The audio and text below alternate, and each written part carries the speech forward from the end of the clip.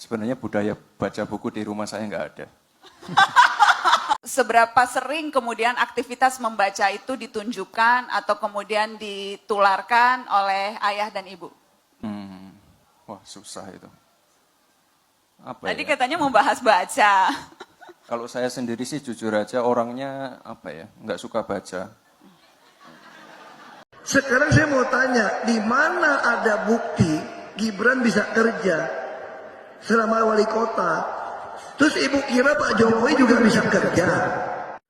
Tapi persoalan pilih presiden, kita tidak mau pilih orang yang sudah tidak sehat. Kita tidak mau pilih orang yang emosional. Kita tidak mau pilih orang yang tidak terbukti bisa kerja. Nah, ini presiden loh. Dan lagi pula kita khawatir kalau tiba-tiba Gibran yang naik. Nah itu dia yang saya bilang. Saya bilang kalau Gibran naik kan bagus. Nah itu yang saya bilang Bu. Ibu sih sudah 82 tahun, saya nggak bisa berdebat sama ibu ya. Tapi presiden, kalau cuma 2 tahun karakter teruji kalau ada kekuasaan.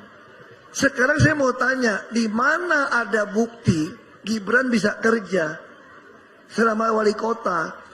Terus ibu kira Pak Jokowi juga bisa kerja? Nah makanya kita bisa berdebat itu. Saya lebih tahu, makanya saya nggak enak ngomong depan umum. Tapi kalau ibu mau pilih Pak Prabowo pun itu hak ibu. Tapi saya mau sampaikan juga, tidak fair kalau kita pilih presiden bukan berdasarkan kemampuan kerja. Itu aja dasarnya. Yang pasti kalau buat saya, dibandingkan misalnya Pak Gibran jadi maju gitu Mas Gibran gitu ya. Ya saya pilih Ganjar sama Mahfud lah. Karena lebih teruji kan. Anda jadi wali kota baru 2 tahun 3 tahun kan belum teruji juga.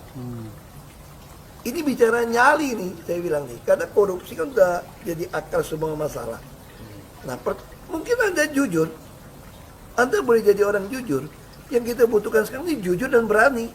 Kalau cuma jujur nggak berani nggak ada guna. Berani nggak jujur lebih celaka juga. Berani nyolong lebih celaka. Tapi kan jujur, saya yakin. Tapi Anda berani nggak?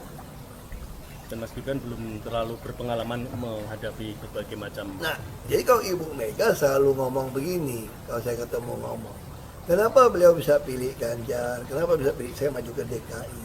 Tapi Pak Mahfud, beliau selalu katakan, ini urus negara loh, mau jadi presiden loh. Kalau Anda belum lengkap, belum pernah di legislatif, belum nasional ya maksudnya DPR, kan DPR kan belum ngerti nih, pemerintahan seperti apa. Anda belum pernah di eksekutif, yang tingkat provinsi, Anda nggak ngerti jadi presiden nanti. Ini bukan soal belajar-belajar, coba-coba loh. Ini negara dipertaruhkan untuk 2045. Kita kan mau mencapai 100 tahun ini mau jadi apa? Kalau coba-coba, ini negara sebentar lagi 300 juta penduduk kita. Mana boleh kita kasih orang coba-coba.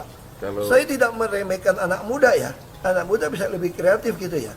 Tapi bicara tata negara, harus mengerti konstitusi. Anda bukan hanya untuk berani untuk maju. Kalau cuma berani maju, banyak bisa kita pilih orang berani maju. Tapi yang lengkap dengan track record, ini kan butuh waktu pembuktian. Saya tidak meremehkan orang muda. Orang muda, Anda harus berani tunjukkan bahwa Anda bisa tidak kalah sama orang tua. Saya setuju. Betul kan? Tapi juga orang tua juga jangan mengatakan saya sudah tua. Enggak juga.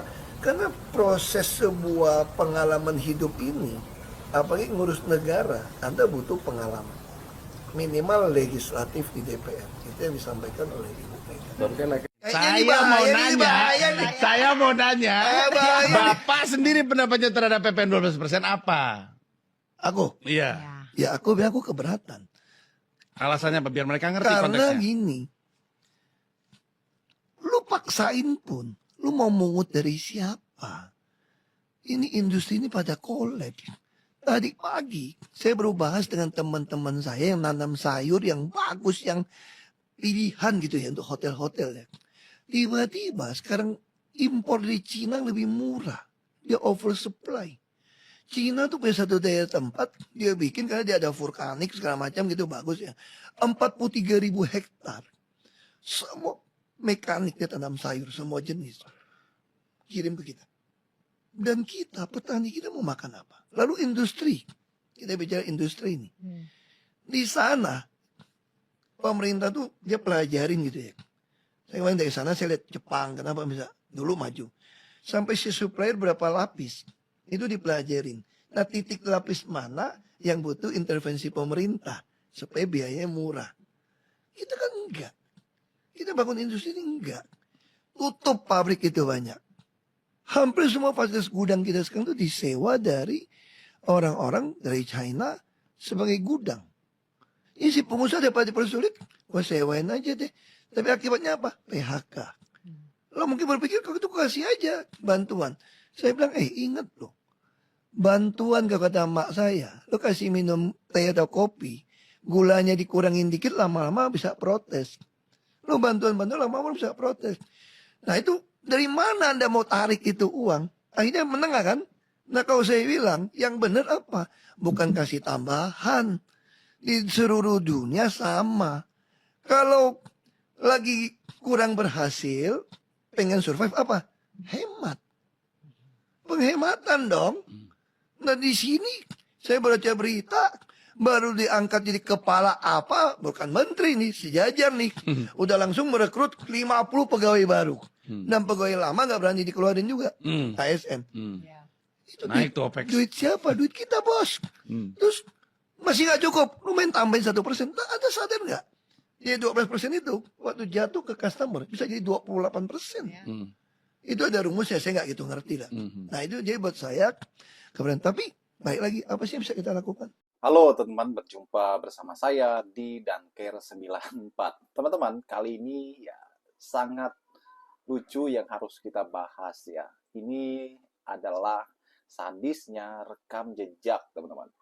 Kali ini ya rekam jejak Jokowi dan Gibran akhirnya terbongkar bahwa kedua tokoh publik ini, teman-teman, ya tidak suka membaca sebenarnya. Kata mereka seperti itu ya. Dan ini membuat masyarakat pasti mengolok-olok dan mengejek ya kebiasaan-kebiasaan tokoh-tokoh yang juga pemimpin di negara kita ini yang tidak hobi membaca. Bagaimana memberi literasi terhadap masyarakat kalau mereka saja tidak membaca atau mencari literasi itu, teman-teman ya. Dan kalau kita melihat ya, terbongkar video lama Jokowi dengan istrinya ya, ternyata kurang lebih sama dengan apa yang dikatakan Gibran, bahwa budaya membaca di rumah itu tidak ada, yang ada hanya budaya membaca komik. Yap, membaca komik, teman-teman, tidak salah ya. Dan inilah yang membuat reaksi publik terhadap mereka. Dan kalau kita lihat ya, Gibran saat ini wakil presiden. Bayangkan wakil presiden, teman-teman, jabatan yang sangat tinggi dan strategis ya, yang bisa jadi menjadi pemimpin di masa depan ya. Tapi itu tidak mungkin karena rakyat memang buru-buru tidak menyukai ya Fufafa ini, teman-teman ya, yang menurut mereka lahir dari sesuatu yang bisa dianggap itu merusak konstitusi ya, dengan syarat Pilpres kemarin diubah untuk memajukan dirinya semasa orang tuanya masih menjabat presiden. Presiden itu adalah pemimpin negara yang mempunyai kekuasaan yang luar biasa, teman-teman ya. Makanya masyarakat banyak menyorot hal tersebut. Bagaimana menurut kalian? Kita diskusi di kolom komentar ya. Sampai jumpa lagi, teman-teman. Salam.